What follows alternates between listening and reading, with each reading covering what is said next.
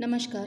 सावित्रीबाई फुले शिक्षण प्रसारक मंडल संचालित श्रावणलाल मोदी विद्यालय से मैं श्रीमती कड़वे एएस आज कक्षा 10वीं का हिंदी विषय पढ़ाने वाली हूँ। आज के लेक्चर नंबर 18 में हम दो लघु कथाएं यह पाठ देखेंगे। पाठ के अंतर्गत हम प्रस्तावना देखेंगे, उसके बाद लेखक परिचय, पाठ परिचय और पाठ के अंतर्गत जो भी कठिन शब्दार्थ आएंगे उनके अर्थ भी देखेंगे। आज हम जो पाठ देखने वाले हैं वो नरेंद्र छाबड़ा जी लिखित है, दो लघु कथाएं। सबसे पहले हम नरेंद्र छाबड़ा जी का परिचय लेंगे। नरेंद्र छाबड़ा जाने माने कथाकार है। कहानियों के साथ साथ आपने बहुत सी कथाएं भी लिखी है। आपकी लघु कथाएं विभिन्न पत्र पत्रिकाओं में नियमित रूप से स्थान प्राप्त करती रही है। प्रमुख कृतियाँ है मेरी चुनिंदा लघु कथाएं आदि। अब हम गद्य संबंधी थोड़ा सा देखेंगे। यहाँ दो लघु कथाएं दी गई है। प्रथम लघु कथा में लेखक ने यह दर्शाया है कि जब हम बड़ी दुकानों, मॉल, होटलों में जाते हैं तो कोई मोल भाव नहीं करते, चुपचाप पैसे दे सामान ले चले आते हैं। इसके उलट जब हम रेहड़ी वालों, फेरी वालों के सामने सामान खरीदते हैं तो मोल भाव करते हैं। हमें इस सोच से बचना चाहिए। दूसरी लघु कथा में लेखक ने रिश्वतखोरी, भ्रष्टाचार पर करारा व्यंग किया है। यहाँ लेखक ने दर्शाया है कि सत्य का पालन ही लक्ष्य तक पहुँचने में सहायक होता है। अब हम दो लघु कथाएं ये पाठ विस्तार से देखेंगे। हम इसमें सबसे पहली कथा है कंगाल। इस वर्ष बड़ी भीषण गर्मी पड़ रही थी। दिन तो अंगारे से तपे रहते ही थे, रातों में भी लू और उमस से चैन नहीं मिलता था। सोचा था इस लिजलीजे और घुटन भरे मौसम से राहत पाने के लिए कुछ दिन पहाड़ों पर बिता आए। अगले सप्ताह ही पर्वतीय स्थल की यात्रा पर निकल पड़े। 2-3 दिनों में ही मन में सुकून सा महसूस होने लगा था। वहाँ का प्राकृतिक सौंदर्य, हरे भरे पहाड़, गर्व से सीना ताने खड़े, दीर्घता सिद्ध करते वृक्ष, पहाड़ों की नीरवता में हल्का सा शोर कर अपना अस्तित्व सिद्ध करते झरने मन बदलाव के लिए पर्याप्त थे। अब देखिए, लेखक जो अपने जीवन का रूटीन है उससे परेशान होकर कहीं और घूम कर आना चाहते थे, इसलिए वो पहाड़ियों में जाना चाहते थे। क्योंकि गर्मियों के दिन हैं और गर्मियों के दिनों में जो लू होती है, जो उमस होती है, उससे लेखक बेचैन हो चुके थे और इसलिए वो घूमने के लिए पहाड़ों पर चल दिए। वो जब वहाँ पर पहुँचे तो वहाँ बहुत ही सुकून भरा माहौल था। प्राकृतिक सौंदर्य, हरे भरे पहाड़ देखकर उनके मन को बहुत ही अच्छा लग रहा था। मन वहाँ पर आनंद से विभोर हो रहा था। उस दिन शाम के वक्त झील किनारे टहल रहे थे। एक भुट्टे वाला आया और बोला, साहब भुट्टा लेंगे? गरम गरम भूनकर मसाला लगा कर दूंगा। सहज ही पूछ लिया, कितने का है? 5 रुपये का। क्या 5 रुपये में एक भुट्टा? हमारे शहर में तो 2 रुपये में मिलता है, तुम 3 ले लो। नहीं साहब, 5 से कम में तो नहीं मिलेगा। तो रहने दो। हम आगे बढ़ गए। अब देखिए, लेखक जब झील के किनारे टहलने गए, झील मतलब एक छोटा सा तालाब, वहाँ जब टहल रहे थे तब एक भुट्टे वाला वहाँ पर आया और वो लेखक से गुजारिश करने लगा कि आप एक भुट्टा ले लो, मसालेदार भुट्टा है। तब लेखक ने उससे कीमत पूछी और भुट्टे वाले ने जब बताया कि 5 रुपये में एक है तो लेखक उससे उलझ पड़े कि हमारे शहर में तो 2 रुपये में एक मिलता है, तुम 3 रुपये ले लो और भुट्टा दे दो। लेकिन वो भुट्टे वाला मान नहीं रहा था। वो बोला, नहीं, 5 रुपये से कम में मैं नहीं दूंगा। और ये सुनकर फिर लेखक आगे बढ़ गए। एकाएक पैर ठिठक गए और मन में विचार उठा कि हमारे जैसे लोग पहाड़ों पर घूमने का शौक रखते हैं, हज़ारों रुपये खर्च करते हैं, अच्छे होटलों में रुकते हैं, जो बड़ी दुकानों में बिना दाम पूछे खर्च करते हैं, पर गरीब से 2 रुपये के लिए झिकझिक करते हैं। कितने कंगाल हैं हम। उल्टे कदम लौटा और 20 रुपये में 4 भुट्टे खरीद कर चल पड़ा अपने राह। मन अब सुकून अनुभव कर रहा था। अब देखिए, लेखक जैसे ही आगे बढ़े तो वो ठिठक गए, क्योंकि वो उनके मन में सोच आई, एक विचार आया कि अगर हम यही चीज़ मॉल में खरीदते हैं, कोई भी चीज़ मॉल में, बड़ी दुकानों में खरीदते हैं, तो वहाँ हम मोल भाव नहीं करते हैं। पहाड़ों पर हम घूमने आते हैं और घूमने में, हमारे शौक़ पूरे करने में हम काफ़ी रुपया खर्च कर देते हैं। होटलों में रुकते हैं, वहाँ पर भी काफ़ी पैसा खर्च होता है, लेकिन उस वक्त हम खर्च के बारे में नहीं सोचते। लेकिन किसी गरीब से 2 रुपए के लिए हम झिकझिक करते हैं और ये सोचकर लेखक को लगा कि कितने कंगाल हैं हम, सोच से हम कंगाल हैं। और उनको अपने इस बर्ताव पर शर्म आई। वो वापस उल्टे पाँव लौटे और उस भुट्टे वाले से 20 रुपये के 4 भुट्टे खरीद लिए। अब वो भुट्टे खरीदने के बाद उनके मन को एक तसल्ली मिली, एक सुकून सा उनको महसूस हुआ। इस प्रकार की ये कंगाल नाम की कथा थी। अब दूसरी कथा है सही उत्तर।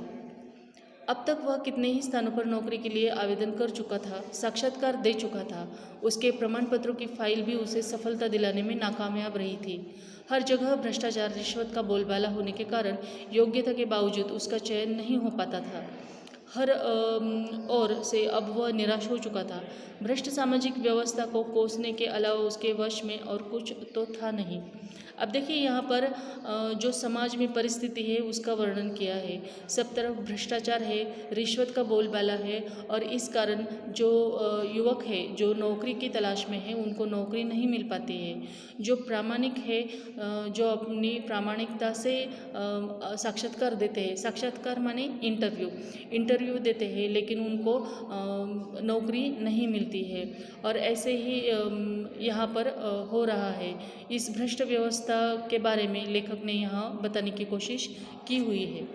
आज फिर से साक्षात्कार के लिए जाना है। अब तक देश प्रेम, नैतिकता, शिष्टाचार, ईमानदारी पर अपने तर्कपूर्ण विचार बड़े विश्वास से रखता आया था, लेकिन इसके बावजूद उसके हिस्से में सिर्फ असफलता ही आई थी।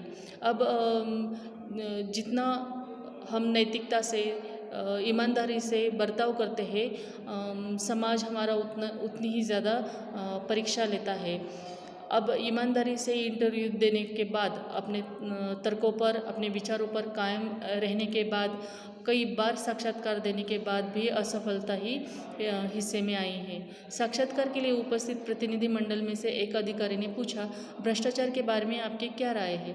अब देखो, जो युवक साक्षात्कार के लिए आया है वो बहुत ही प्रामाणिक, ईमानदार है और कई सारे साक्षात्कारों में वो असफलता प्राप्त कर चुका है। अब वो निराश हो चुका है, लेकिन फिर भी आज जो साक्षात्कार है वहाँ पर वो पहुँच गया है। उसका साक्षात्कार जैसे ही शुरू होता है, उपस्थित प्रतिनिधिमंडल से एक अधिकारी उससे सवाल पूछता है कि भ्रष्टाचार के बारे में आपकी क्या राय है? भ्रष्टाचार एक ऐसा कीड़ा है जो देश को घुन की तरह खा रहा है। इसने सारी सामाजिक व्यवस्था को चिंताजनक स्थिति में पहुंचा दिया है। अब वो जो साक्षात्कार करता है वो उत्तर देता है कि भ्रष्टाचार एक कीड़ के समान है जो देश को खोखला बना रहा है, जो देश को धीरे धीरे खत्म करते जा रहा है और सामाजिक व्यवस्था के लिए ये बहुत ही ज़्यादा चिंताजनक स्थिति है। सच कहा जाए तो यह देश के लिए कलंक है। अधिकारियों के चेहरे पर हल्की सी मुस्कान और उत्सुकता छा गई। उसके तर्क में उन्हें रुचि महसूस होने लगी। दूसरे अधिकारी ने प्रश्न किया, रिश्वत को आप क्या मानते हैं? अब देखिए, ये जो उत्तर साक्षात्कार कर्ता ने दिया था उससे अधिकारी प्रभावित हो गए थे। उनको ये सारी बातें इंटरेस्टिंग लगने लगी थी और इसलिए वो उससे और ज़्यादा सवाल पूछने लगते हैं। अब दूसरा अधिकारी रिश्वत के बारे में उससे जानना चाहता है। यह भ्रष्टाचार की बहन है। जैसे विशेष अवसरों पर हम अपने प्रियजनों, परिजनों, मित्रों को उपहार देते हैं, इसका स्वरूप भी कुछ वैसा ही है। लेकिन उपहार देकर हम केवल खुशियों या कर्तव्यों का आदान प्रदान नहीं करते, इससे अधिक कुछ नहीं। जबकि रिश्वत देने से रुके हुए कार्य, दबी हुई फाइलें, टलती हुई पदोन्नति, रोकी गई नौकरी आदि में इसके कारण सफलता हासिल की जा सकती है।